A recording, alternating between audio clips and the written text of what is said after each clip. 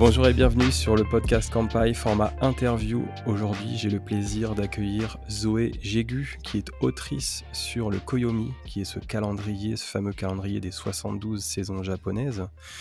Alors, bienvenue Zoé et merci de répondre à notre invitation. Merci à vous, toute Alors, l'équipe. on s'est mis en contact avec toi dans le cadre de la publication d'un article que nos auditeurs ont pu lire sur Campai début février. Donc il y a très peu de temps, qui est évidemment cet article sur Koyomi, les 72 saisons du Japon. Donc tu es experte du sujet, c'est la raison pour laquelle on s'est mis en relation avec toi, parce que tu as écrit un livre que j'ai là sous les yeux qui s'intitule Japon, l'archipel aux 72 saisons. Et on a pris contact avec toi car tu es référence en fait sur le sujet qui nous a permis d'agrémenter et de référencer, de sourcer notre article et d'aller un petit peu plus loin que nos recherches. Donc d'abord, je te remercie. Et puis à cette occasion, je t'ai proposé de participer à ce podcast parce que je considère que c'est un sujet qui est vraiment intéressant. Alors, on parle beaucoup des 72 micro-saisons du Japon, mais en réalité, j'ai l'impression qu'on ne fait qu'effleurer le sujet.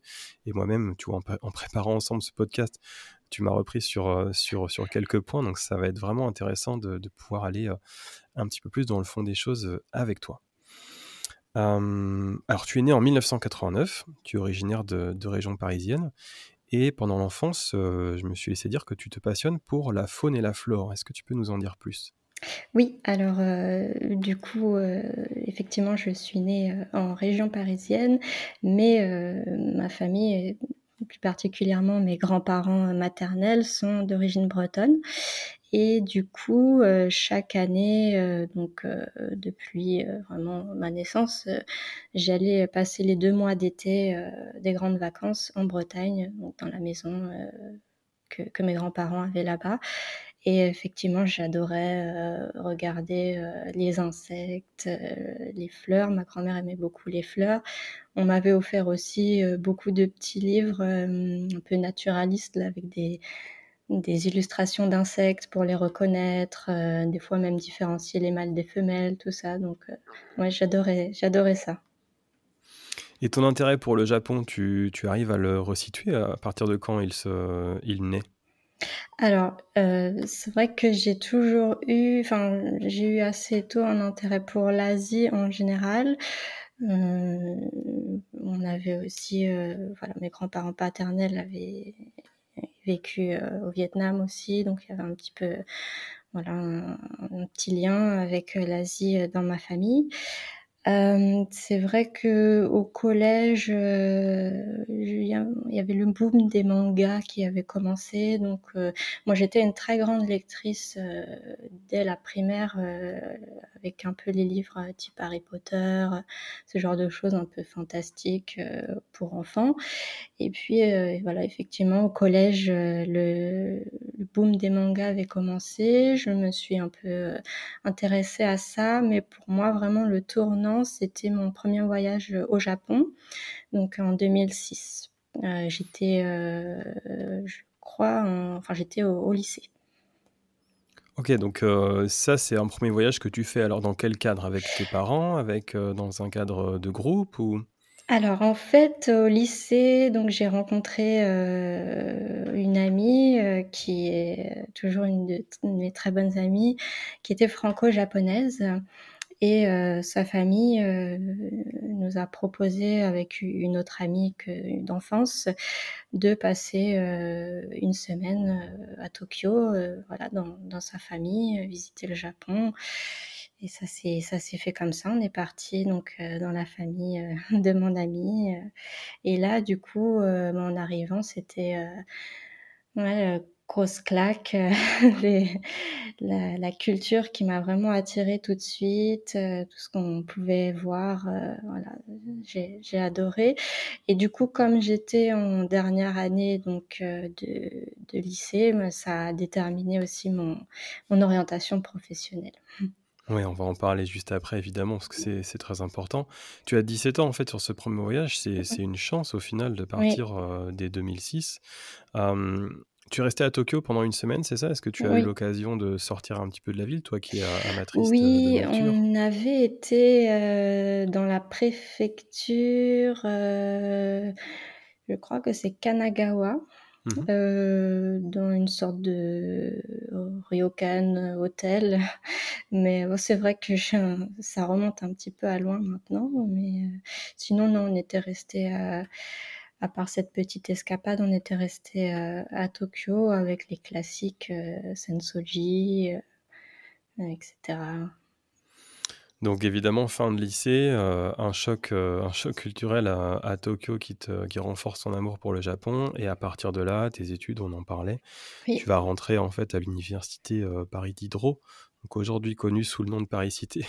oui, C'est pour ça que c'est on la connaît plus nous les anciens sous oui, son nom de Diderot et en fait tu vas, faire tes années à l'université de japonais jusqu'à, obtenir ton master en langue et culture japonaise donc, entre 2007 et 2013.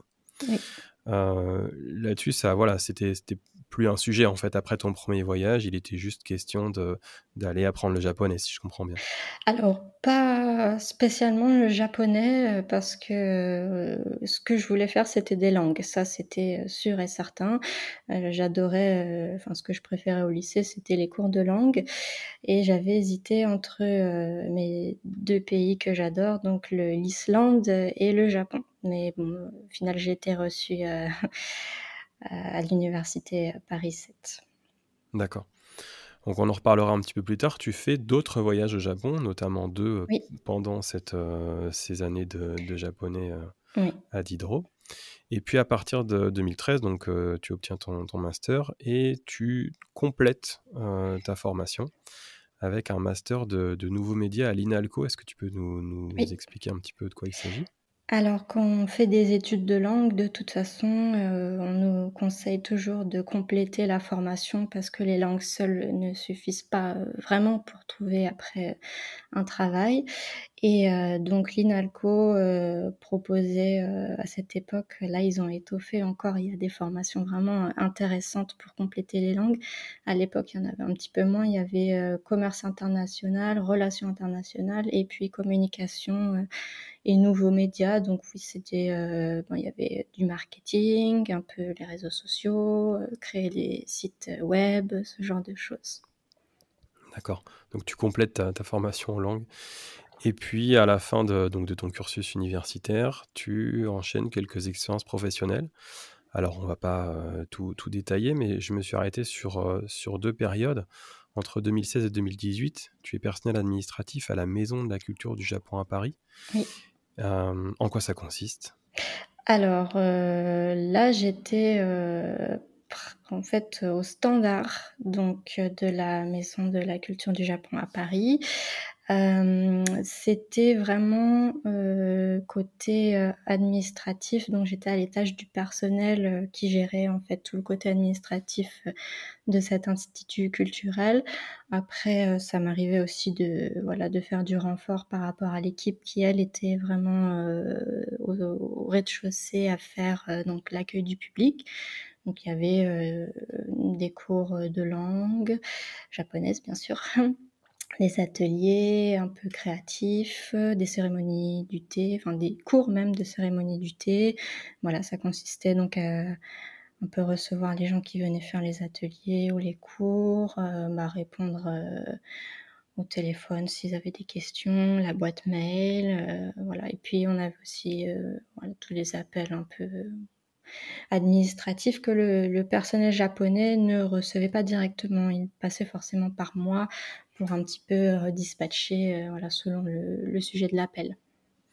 D'accord. Ensuite, tu enchaînes donc entre 2018 et 2020, à l'université de Paris-Sorbonne Oui, et là, tu es gestionnaire de scolarité, notamment des doctorants. oui. Tu t'éloignes un petit peu du japonais finalement à ce moment-là, j'ai l'impression? Oui, tout à fait. Par contre, je ne m'éloigne pas de mon amour pour l'enseignement supérieur. C'est, j'aime beaucoup travailler dans ce cadre-là, heu et c'était vraiment j'ai beaucoup aimé cette expérience professionnelle que je réitère, d'ailleurs, à partir d'avril. Là, j'aurai à peu près la même, le même poste, mais dans un autre établissement. D'accord. Mais pendant ces années-là, tu restes quand même tu as des activités freelance, hein, j'ai on Oui, oui, alors plutôt quand j'étais à la Maison de la culture du mmh. Japon, je faisais des traductions aussi, en même temps. J'ai traduit des sites internet un peu de tourisme, il y avait des articles, sur le saké par exemple, des choses comme ça, des catalogues aussi d'expositions. Et depuis donc depuis le covid, aujourd'hui, quelle est ton activité, professionnelle principale? Alors, mon dernier, contrat donc à l'université Sorbonne s'est terminé, voilà, en 2021. Donc on avait fait pas mal de télétravail, hein, pendant toute la période covid et du coup après comme ça a été une période un petit peu éprouvante, pour moi, j'ai préféré, voilà, prendre un peu de temps, auprès de ma famille et c'est là que j'ai eu l'idée, de faire un livre sur ce sujet que j'ai découvert. Donc est-ce que c'est dans ce cadre-là, dans le cadre de la préparation du livre, que tu, obtiens la certification, d'ambassadrice des saisons nippones? Alors j'ai noté, en fait, c'est une association qui s'appelle la Japan Living Environment Support Association. Est-ce que c'est dans le cadre de la préparation de ce livre que tu obtiens cette certification? Et si oui, dans quel but?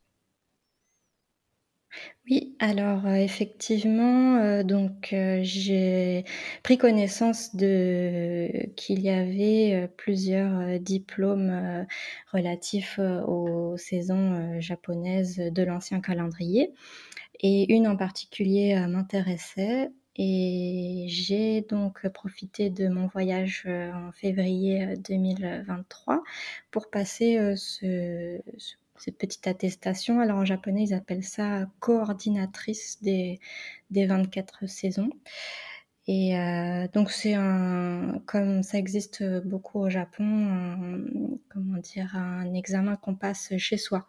On reçoit par la poste, donc tous les documents nécessaires et ensuite, ben, c'est sur, la comment dire?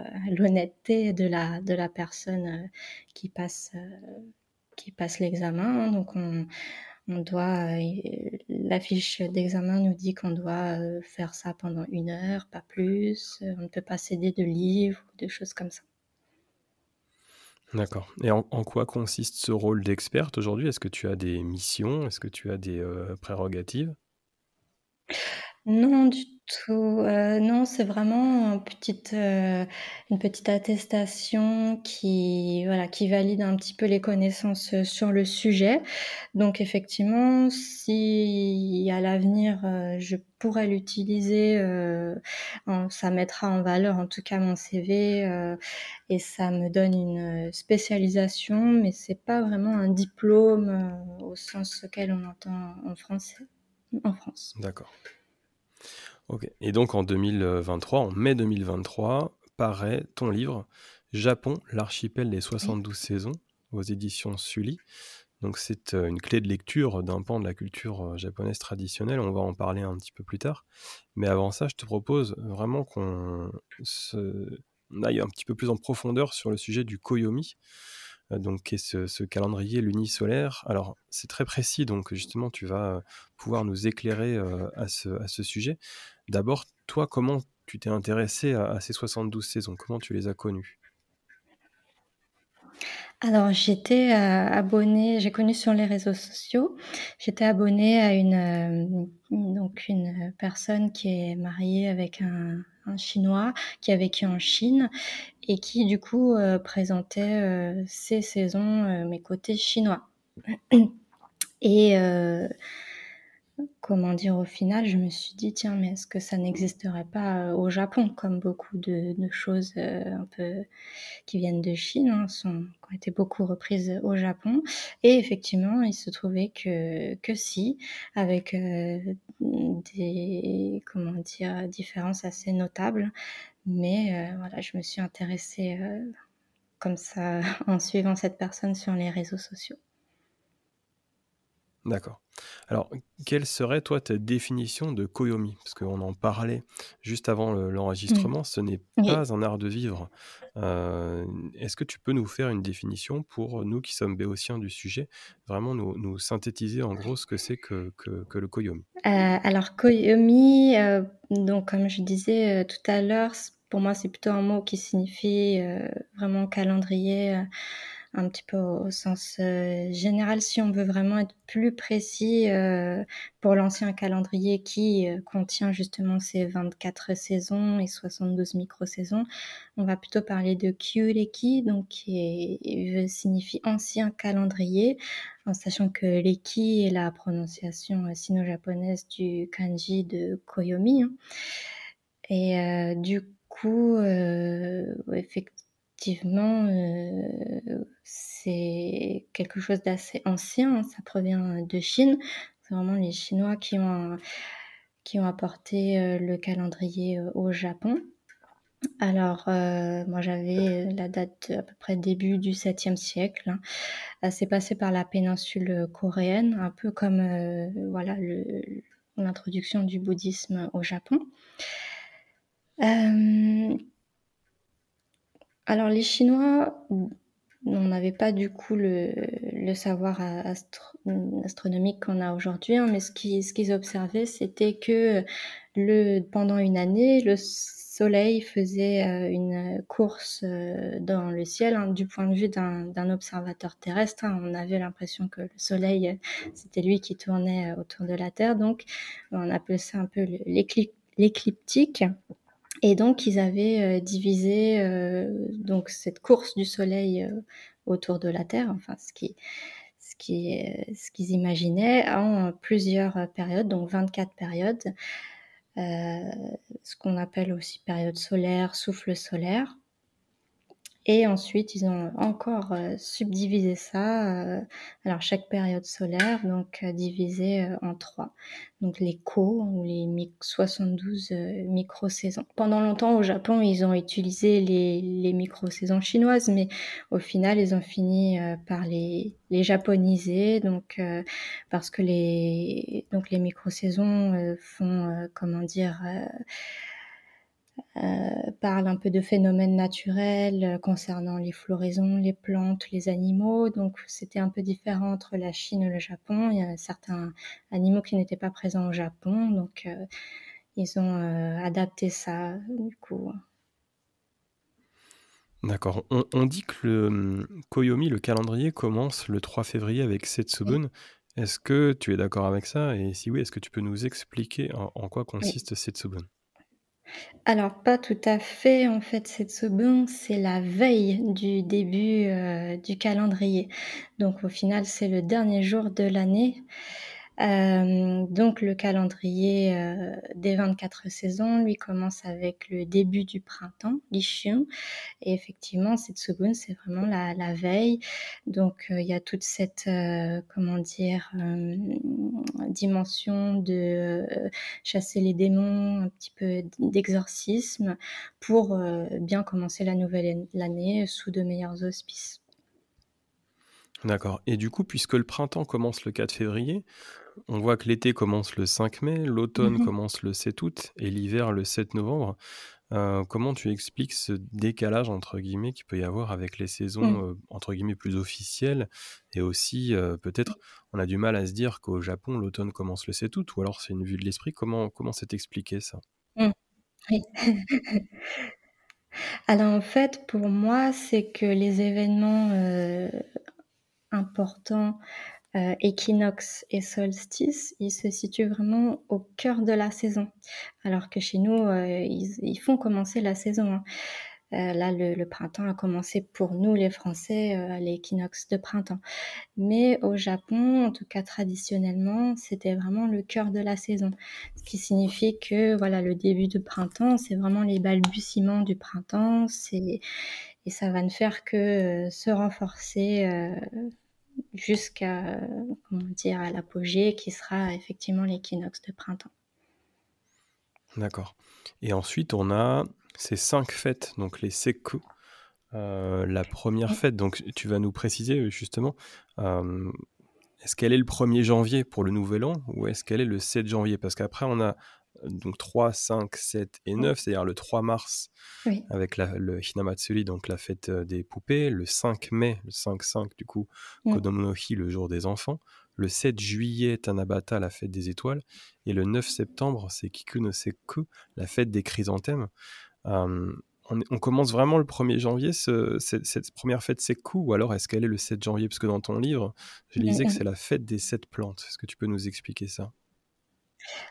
Alors oui, effectivement, toutes les secousses, c'est un redoublement, voilà, du chiffre du mois et du jour, sauf, cette première-là. Alors, le 1er janvier, c'était, alors moi j'avais lu une explication comme quoi déjà le 1er janvier, le nouvel an, c'est, et c'est toujours au Japon, vraiment la célébration la plus importante de l'année. Donc on pouvait pas vraiment, faire superposer un peu deux choses comme ça. Et une autre explication aussi, c'est, ça vient du côté chinois. Donc, on disait qu'en Chine, il y avait donc, les 7 premiers jours de l'année. Alors le premier était dédié à, je sais plus, je crois que c'était peut-être des animaux, juste comme ça. Et le 7e jour, c'était, la journée de l'être humain. Et voilà pourquoi, c'est plutôt le 7 janvier et non le 1er janvier. Et effectivement, oui, on mange, traditionnellement le petit potage aux 7 herbes, qui sont des herbes qu'on peut un peu glaner, par-ci par-là. En tout cas, à l'époque, je ne sais pas si c'est toujours le cas aujourd'hui, enfin, dans la campagne sûrement, mais Alors pourquoi on dit que ces 5 fêtes sont les 5 fêtes entre guillemets «les plus importantes» de ce calendrier, les fêtes que j'ai citées? Alors, bah, déjà, on voit aujourd'hui, hein, encore qu'elles sont, assez fêtées, à l'exception peut-être de, bah, la 1re, oui, aussi, c'est pas forcément tout le monde mange ce potage aux 7 herbes, et aussi le 9-9, donc le 9 septembre, la fête des chrysanthèmes n'est plus trop fêtée non plus. Mais, je pense que tout amateur de la culture japonaise, peut, effectivement savoir plus ou moins ce que sont les fêtes de Tanabata, et Tango no Sekko, donc avec les carpes, qu'on voit voler, en petits drapeaux, et puis aussi le Hinamatsuri, donc avec ces étagères de poupées, je pense que c'est, vraiment quelque chose, un peu typique, qu'on reconnaît, donc, oui, alors, il y a plusieurs explications. D'après, certaines, sources, ce serait donc, parce que le redoublement des chiffres, alors ça donnait un chiffre yang, donc qui était à conjurer par des offrandes, des fêtes, voilà. C'est une des explications. D'accord. Ensuite, on va dans notre division, on va arriver vers les Sekki, donc qui sont les 24 souffles saisonniers, qui en gros arrivent toutes les 2 semaines, un tout petit peu plus, hein, Mmh. par rapport à notre calendrier. Je vais me permettre de les citer, les 24, Oui. parce que je les trouve assez poétiques et puis elles donnent un rythme, qui me semble, alors on va pas citer les 72, dans ce podcast, mais au moins les 24 permettent de donner des grandes lignes, je trouve, qui permettent de voir l'avancée de l'année. Donc on va commencer, comme tu le disais, à partir du 4 février avec Lishun, le début du printemps, puis Usui, l'eau de pluie, à partir du 19 février, Keishitsu, le réveil des insectes, à partir du 5 mars, Shunbun, on en parlait, l'équinoxe du printemps, à partir du 20 mars, Seimei, clarté et pureté de la nature renouvelée, à partir du 4 avril, Koku, la pluie pardon, pour les cultures de céréales, à partir du 19 avril, Likka, le début de l'été, à partir du 5 mai, Shoman, petite abondance, à partir du 20 mai, Boshu, les grains dans l'épi, à partir du 5 juin, Geshi, le solstice d'été, à partir du 21 juin, Shosho, petite chaleur, à partir du 6 juillet, Taisho, grande chaleur, à partir du 22 juillet, Lishu, le début de l'automne, à partir donc, du 7 août, on en parlait, Shosho, la chaleur modérée, à partir du 22 août, Hakulo, la rosée blanche, à partir du 7 septembre, Shubun, l'équinoxe d'automne à partir du 22 septembre. Kanlo, la rosée froide à partir du 8 octobre. Soko, les premières gelées de saison à partir du 23 octobre.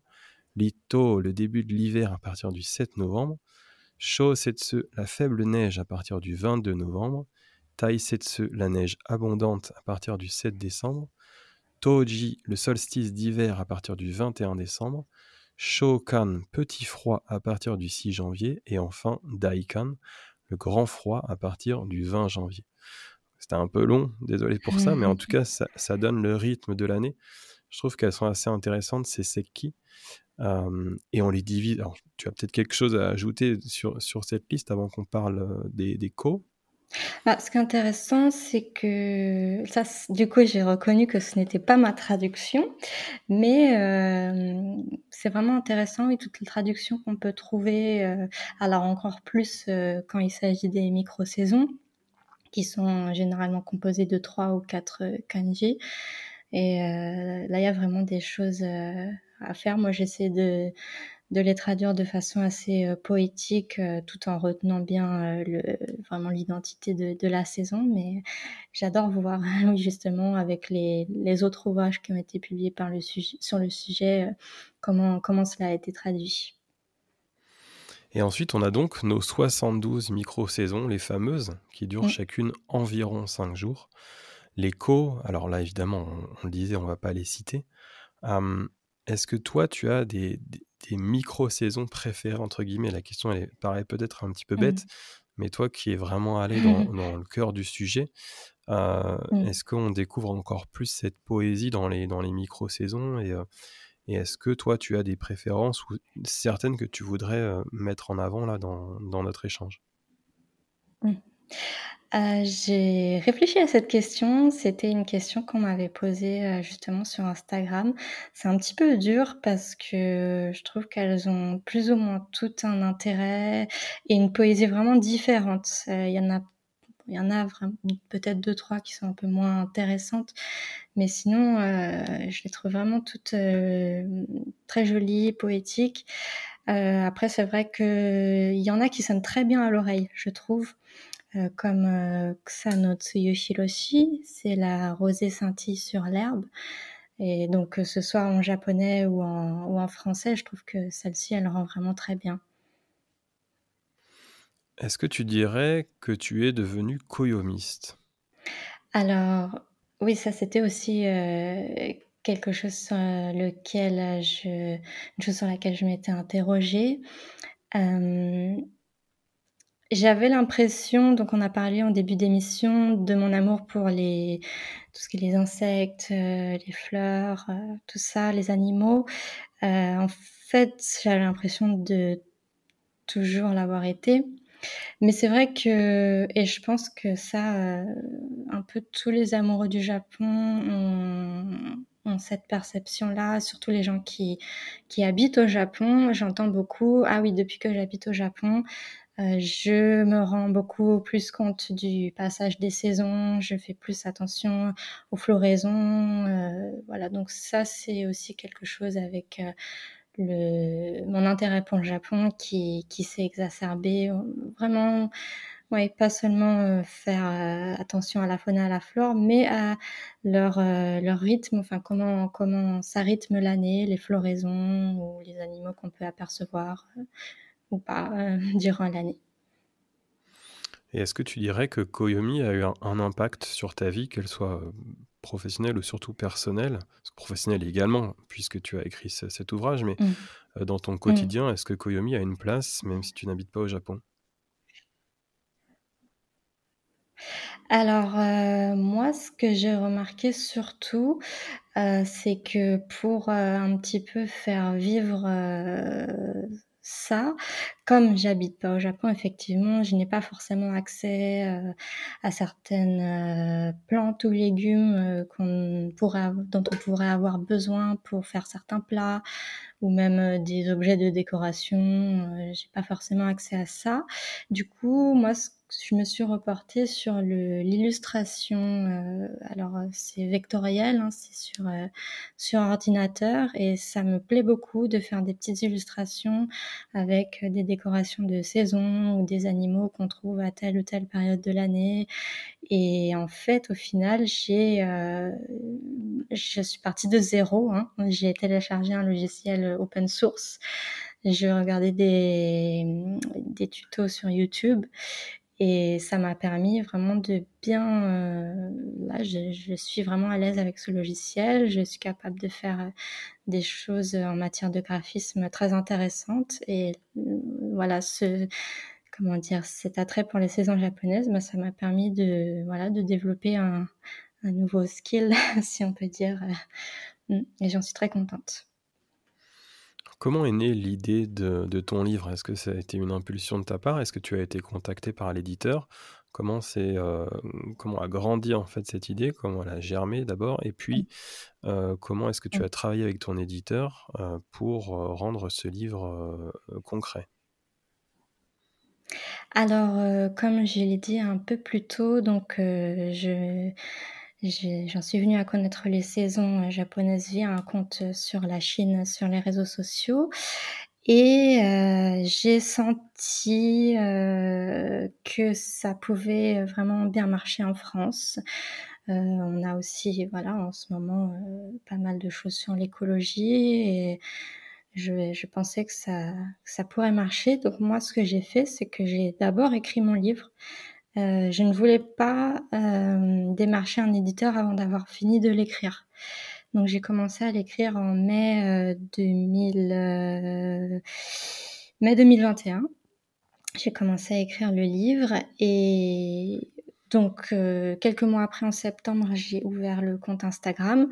Ça me permettait, voilà, de rester assez régulière parce que du coup, je publiais sur les saisons qui arrivaient et voilà, j'étais obligée de tenir le calendrier et au final, c'est grâce à ce compte Instagram que, donc j'ai rencontré des personnes, dont une, qui travaillait pour, la maison d'édition, qui m'a publiée et bon, je lui ai envoyé mon manuscrit comme ça, et c'était d'accord. Donc ils étaient d'accord pour publier. Heu, voilà, donc j'étais très contente, surtout que donc c'est une maison d'édition que j'aime vraiment beaucoup. Il y a des livres, moi je trouve qu'ils sont de bonne quali vraiment de qualité. On a des livres sur les Sento, il y a des livres de Joran qui sont illustrés. J'aime beaucoup Joran, c'est très pointu, il y a énormément de recherches derrière ces livres. Donc voilà, j'étais vraiment contente d'être, publiée par cette maison d'édition et j'ai aussi donc, fait la connaissance sur Instagram de, l'illustratrice donc, qui a accepté d'illustrer, mon livre, donc, Océane qui vit elle à Tokyo et elle avait déjà, ce qui m'intéressait, c'est qu'elle avait déjà, elle suivait déjà ces saisons, dans sa vie quotidienne, elle s'intéressait au sujet donc, moi je trouve qu'elle a vraiment, c'était la personne, idéale pour, du coup, illustrer ça. Elle connaissait bien, voilà, toutes les plantes, je lui ai donné vraiment carte blanche, hein, moi j'adorais ce qu'elle faisait donc, voilà, j'étais très contente. Est-ce que pour toi, parce que quand on pense aux saisons du Japon, du point de vue, très, très, béotien, on pense évidemment aux cerisiers, donc les Mmh mh. sakuras et puis aux érables, donc les Mmh. momiji. Est-ce que cette période au hanami, au printemps et momiji-gali, donc les koyo, à l'automne, est-ce que pour toi c'est surcoté? Ou alors est-ce que ça a vraiment été, dépassé par «l'engouement» entre guillemets, c'est quelque chose qui est, presque galvaudé? Ou au contraire, ça reste quand même des événements exceptionnels, toi qui es une Mmh. experte de la saisonnalité japonaise? Mmh. Hem, c'est une question très intéressante, mais un peu difficile. Je dirais pas que c'est surcoté parce que c'est quand même, enfin, le propre de la nature humaine de s'extasier devant ces phénomènes qui sont vraiment beaux. Surtout que les Japonais ont su très bien en jouer. Ils ont vraiment planté, voilà, des cerisiers. On trouve beaucoup de spots où ils sont plantés en rangées, près des rivières ou alors près de champs de colza pour avoir un contraste jaune, jaune-rose. Pareil pour les érables, ils sont souvent voilà, plantés de façon à ce que, une fois que le rougeoiement est à son maximum, on puisse vraiment en prendre plein les yeux. Après, personnellement, c'est pas forcément des périodes auxquelles je souhaiterais me rendre au Japon, pour des raisons surtout maintenant, là, on parle de surtourisme au Japon, donc il y a vraiment des endroits où, au final, c'est pas forcément intéressant si on se retrouve à faire la queue leu leu, prendre des photos pour Instagram. Personnellement, c'est pas quelque chose qui m'intéresse. Mm. Et au-delà de ces 2 grandes périodes, de changement de saison, est-ce qu'il y a d'autres floraisons que tu apprécies? Mm. Et si oui, quand, quand sont-elles, en fait, dans l'année? En gros, je te demande un petit peu en Osusume, ta Oui. recommandation à quel moment partir au Japon pour voir ce changement de la nature? Mmh. Alors après ça dépend vraiment des sensibilités. Je sais qu'il y a certaines personnes qui veulent absolument partir pour voir les sakuras. C'est aussi beaucoup, on peut le dire, hein, parfois le voyage d'une vie où c'est pas forcément des gens qui vont y retourner souvent. Donc effectivement, là, je peux tout à fait comprendre que les gens veulent voir, les sakuras qui sont un peu, ouais, la représentation, vraiment, l'image d'Épinal un peu du Japon. Moi, ce que je préfère, vraiment, de tout, c'est la floraison des hortensias, donc qui est pendant la saison des pluies. Généralement, c'est, on va dire, à peu près mi-juin, mi-juillet. Ça dépend des années, hein, ça peut commencer un peu avant ou un peu plus tard.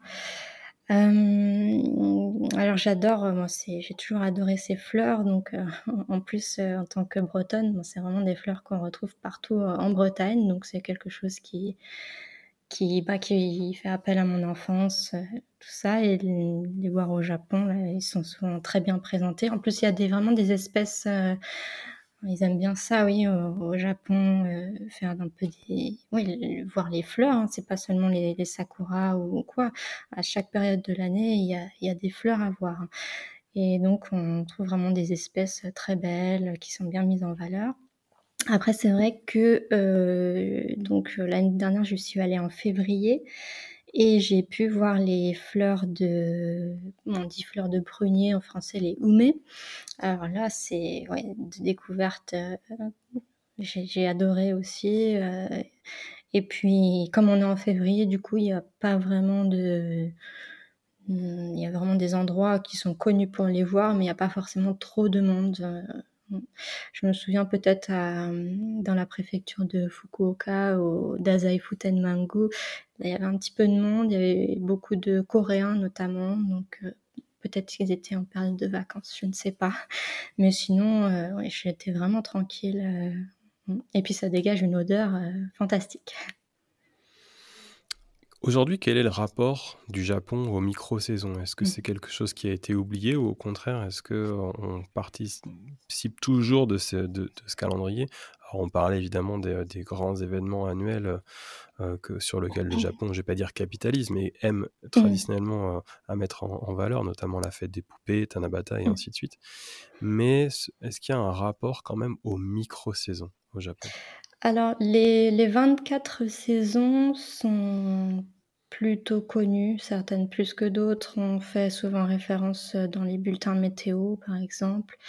Les micro-saisons, là, enfin moi, en tout cas, quand je parlais à des amis, ou des connaissances, japonaises, je leur disais que j'allais faire un livre sur les micro-saisons, ils connaissaient pas du tout.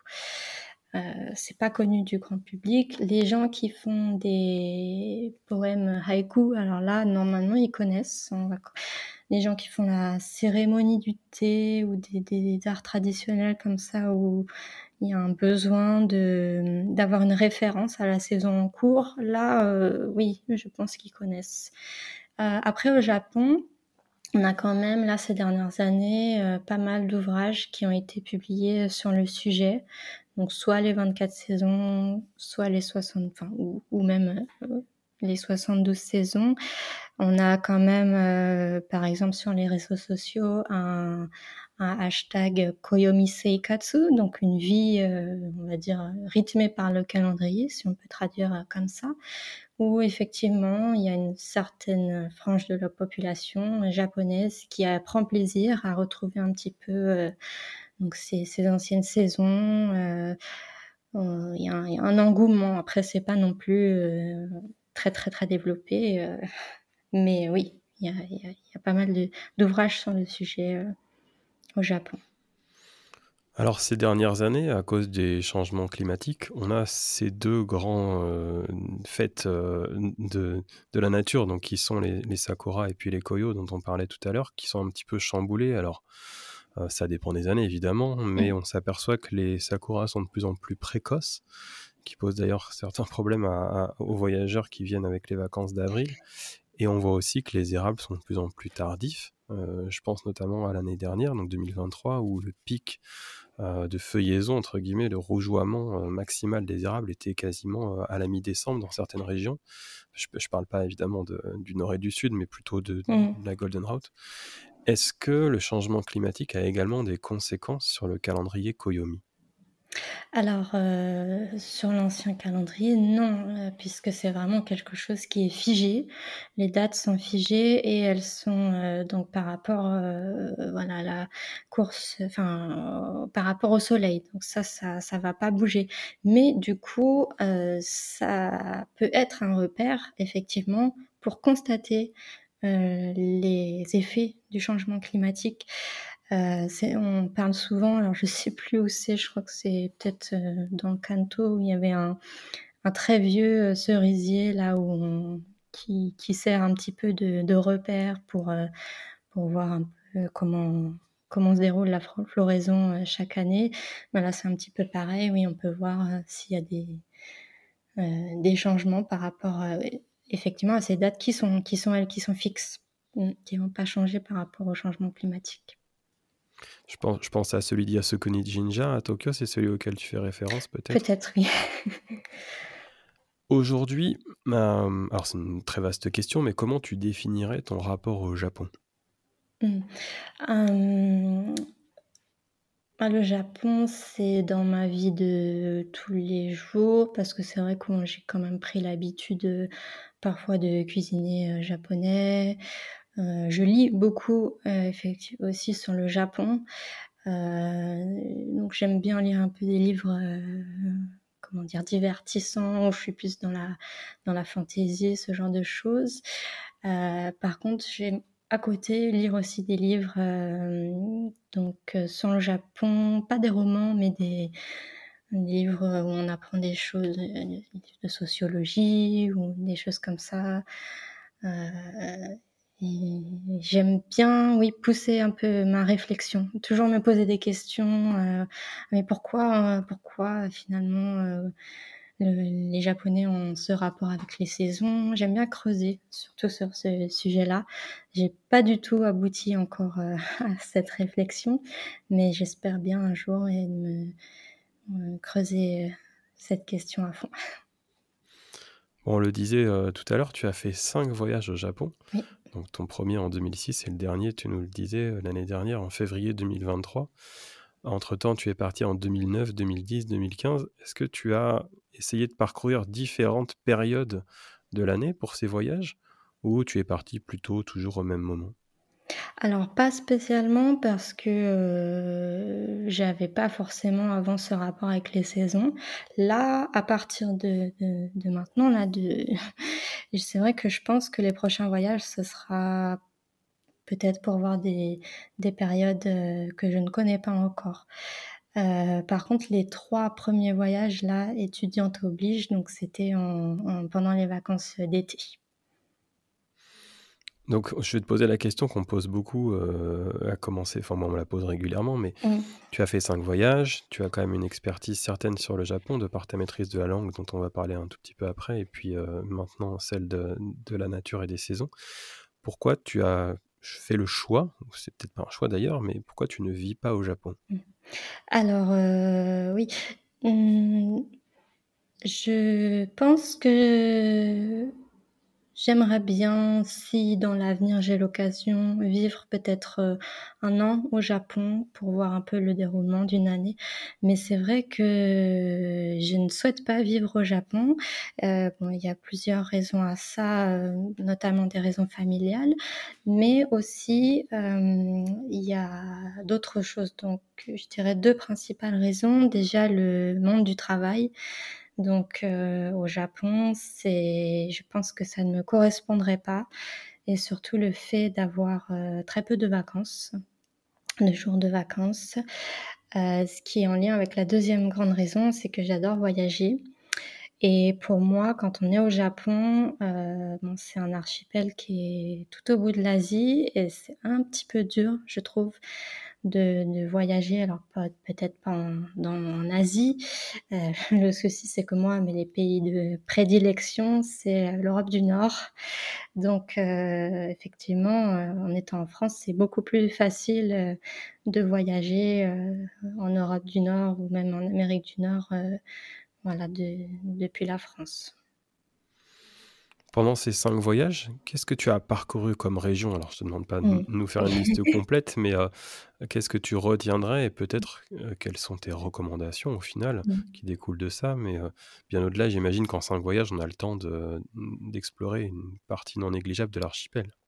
Alors les 2 premiers voyages, je suis restée, quasiment qu'à Tokyo parce que j'étais dans la famille de mon ami, voilà. Mais effectivement les autres voyages, bon évidemment j'ai fait le classique, hein, Kyoto, Hiroshima, Himeji, le château, blanc très beau, Nara bien sûr, voilà, un peu les classiques et d'ailleurs je suis très contente de les avoir faits, voilà, quand il y avait pas encore, trop de touristes.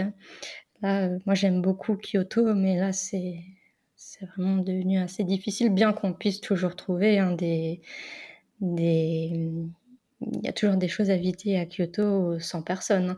Mais c'est vrai que pour les Kiyomizu-dera, tout ça, c'est un peu plus compliqué, donc je suis contente de les avoir faits, il y a il y a longtemps. Hem Et ensuite, donc moi j'aime beaucoup le Kyushu.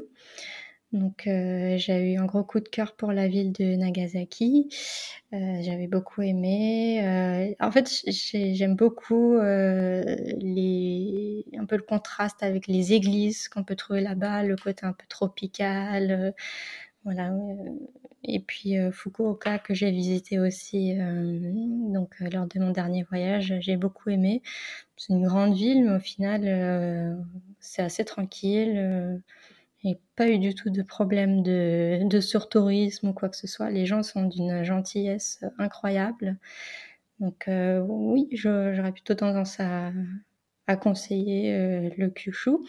Bah, notamment, si pour les personnes qui ont déjà fait un peu ce qu'il y avait à voir, évidemment, Kyoto, si c'est pour un premier voyage, c'est un petit peu indispensable, je dirais, mais voilà. Après, il me reste beaucoup d'autres, régions à découvrir. J'aimerais beaucoup voir le Hokkaido, parce que j'adore les randonnées dans les parcs naturels, donc là, je pense que ça ça doit être vraiment bien et puis tout ce qui est un peu, Japon de l'envers, là, préfecture de Shimane, tout ça, enfin, côté, voilà, qui fait face au continent, quoi. Et alors sur la base de ton expérience et de tes connaissances, quelles sont les périodes que tu Mmh. recommanderais ou au contraire que Mmh. recommanderais d'éviter, pour voyager au Japon? Alors, bah, comme je le disais tout à l'heure, ça dépend vraiment des personnes, mais moi, je milite quand même pas mal pour les voyages hors saison. D'ailleurs, les comment dire? Les érables, le rougeoiement des érables, il y a beaucoup de gens qui partent pour les vacances, scolaires, de la Toussaint, en pensant, justement, en voir, mais c'est un peu une idée qu'on a comme ça, mais c'est quand même plus tard et là, en plus, on parlait du réchauffement climatique, donc qui décale encore plus le phénomène et je pense que ce n'est pas encore testé de mon côté, mais je pense qu'en novembre, début décembre, ça doit être, quand même pas mal au niveau des prix et pas trop fréquenté. Donc moi j'adore effectivement la saison des pluies, ça ne me dérange pas. En plus, bon les 2 fois où j'y suis allée, j'ai pas été trop embêtée par la pluie, hein. Il suffit d'avoir un bon kawaii, un bon parapluie, des chaussures, waterproof et puis c'est parti. Hem et C'est une puis Bretonne qui le dit. ah oui voilà, c'est peut-être pour ça. Et puis, bah, mon dernier voyage en février, donc c'était à peu près, je dirais mi-février, enfin, début mars, quelque chose comme ça, voilà, c'était très bien aussi. Alors quand on est arrivé à Tokyo, j'avais quand même un peu froid, j'avais pas préparé assez, mais j'étais pas assez couverte, mais quand je suis allée après un peu plus tard, début mars, dans le Kyushu, alors là, il faisait très bon, j'avais même plus besoin de mon manteau, quoi. Mmh. Donc on l'a dit, un petit peu plus tôt, dans le podcast, tu as un master de langue japonaise. Quel est ton rapport aujourd'hui à la langue japonaise? Est-ce que tu t'en sers au quotidien? Est-ce que au contraire, elle, te glisse entre les doigts parce que c'est une langue qui a besoin, notamment au niveau des kanji, qu'on l'utilise pour pouvoir Mmh. continuer à la maîtriser? Est-ce que tu peux voilà, nous parler de ton rapport avec le japonais?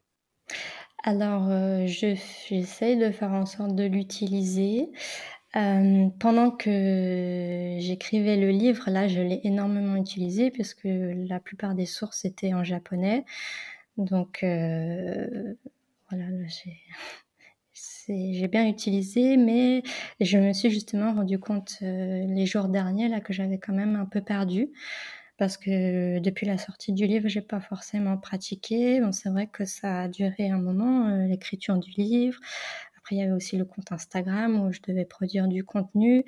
Donc voilà, j'ai eu un petit peu marre, on va dire, du Japon, envie de voir peut-être autre chose et du coup, j'ai perdu un peu l'habitude, voilà, voilà, j'ai toujours des amis au Japon avec qui je suis en contact, donc on discute, sur les messageries, voilà, dès que je suis plus, écrit que oral. Je pense que j'ai pas mal de difficultés dans l'expression orale, mais voilà, ouais, effectivement, c'est quelque chose que j'aimerais plus, travailler. Mmh. Tu parlais tout à l'heure des haïkus justement, donc ces Mmh. petits poèmes japonais qui s'inspirent du calendrier. Est-ce que tu en lis ou peut-être même est-ce que tu en écris? Alors non, je n'en écris pas, mais il m'arrive d'en lire, oui, mais après je suis pas forcément, une, une addict de haïkus, mais oui, il m'arrive d'en lire, j'ai quelques livres sur le sujet, et puis parfois comme ça, au détour d'un livre sur le Japon, il y a souvent une petite citation de haïkus, voilà. Après, oui, je recherche pas forcément à en lire, c'est pas une passion. Est-ce que tu as d'autres sujets d'écriture, d'autres projets peut-être de livres, ou peut-être hors livre, hein, dans des revues ou autres, autour des saisons, autour du Japon, autour peut-être, d'autres choses? Alors j'ai pas d'autres projets de livres, par contre j'écris pour la revue Ryoko. Donc j'ai déjà écrit un article justement qui était sur le voyage, hors saison.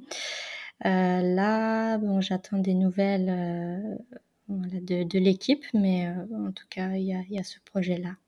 Mmh. Est-ce que tu as un dernier mot à ajouter pour nos auditeurs?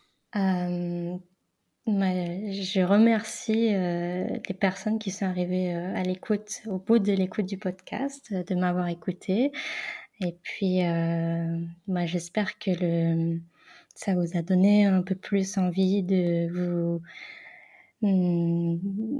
remarquer un petit peu ce qui se passe autour de nous quand on se balade, les floraisons, une petite chose comme ça, voilà, qui sont un petit peu qui apportent de la joie dans la vie, je trouve.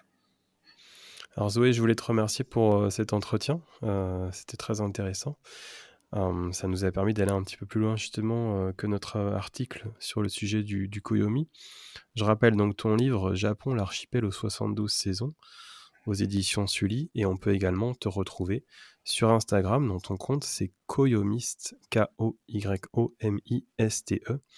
Donc n'hésitez pas à aller vous abonner et puis à acheter le livre de Zoé qui est très intéressant pour aller vraiment un petit peu plus loin dans ce sujet passionnant du Koyomi, qui est essentiel pour découvrir le Japon un petit peu mieux et toutes ces facettes qu'on a abordées aujourd'hui. Donc merci à toi. Merci. Et je vous dis à très bientôt sur Kanpai. Retrouvez plus d'interviews Japon sur nos podcasts.